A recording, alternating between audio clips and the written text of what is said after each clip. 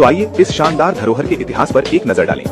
19वीं शताब्दी में जब अंग्रेज पूरे भारत पर विजय प्राप्त कर रहे थे, तब डांग के घने जंगलों और वहां के बहादुर आदिवासी राजाओं को हराना अंग्रेजों को लोहे के टुकड़े को चबाने जैसा था। उस समय की विस्तृत जानकारी, जंगलों पर कब्जा करने का अंग्रेजों का लालच, ब्रिटिशों को रेलवे ट्रैक बिछाने और नौसैनिक जहाज बनाने के लिए मजबूत साग की लकड़ी की सख्त जरूरत थी। डांग के जंगल सागौन की लकड़ी का एक अटूट भंडार थे।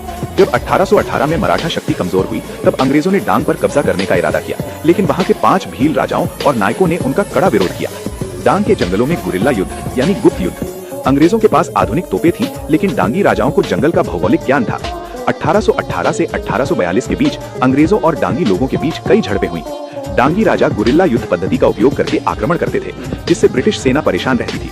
अंग्रेजों को यह समझ आ गया था कि युद्ध में डांगी राजाओं को हराना असंभव है। 1842 का ऐतिहासिक पट्टा। अंततः सैन्य बल से पराजित होने के बाद अंग्रेजों ने कूटनीति का सहारा लिया।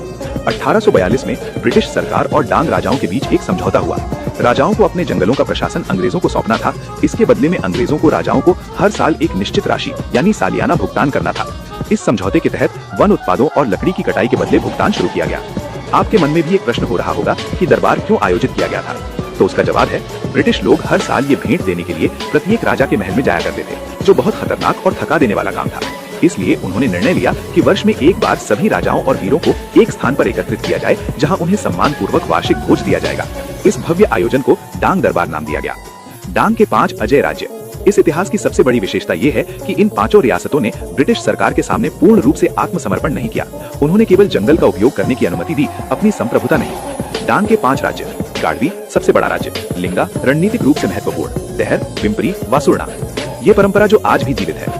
भारत को 1947 में स्वतंत्रता मिली और रियासतों का प्रिवी पर्स यानी सालियाना 1971 में समाप्त हो गया, लेकिन डांग के राजाओं के साथ समझौता ब्रिटिश सरकार के साथ नहीं बल्कि वन विभाग के साथ था। इसलिए ये तकनीकी रूप से आज भी लागू है। हर साल होली के दौरान आहवा में राज्य के राज्यपाल द्वारा इन राजाओं को सालियानू भेंट की जाती है और उन्हें सम्मानित किया जाता है। डांग दरबार होली के त्योहार से जुड़ा हुआ है।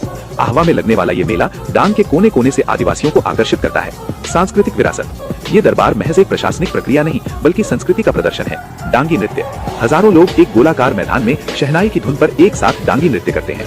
परंपरागत वाद्य यंत्र, ताड़पा, पावरी और थाली वाद्य यंत्रों की मधुर ध्वनि वातावरण को जीवंत कर देती है। सामाजिक सभाएं।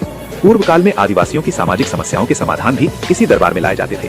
विशेष बात, स्वतंत्रता के बाद भी जब देश में राजशाही का अंत हो गया, तब भी भारत सरकार डांग राजाओं की इस गौरवशाली विरासत को संरक्षित करने के लिए आधिकारिक रूप से इस परंपरा का पालन करती है। डांग दरबार मेला हर साल होली यानी धुलेटी के त्योहार से कुछ दिन पहले आयोजित किया जाता है।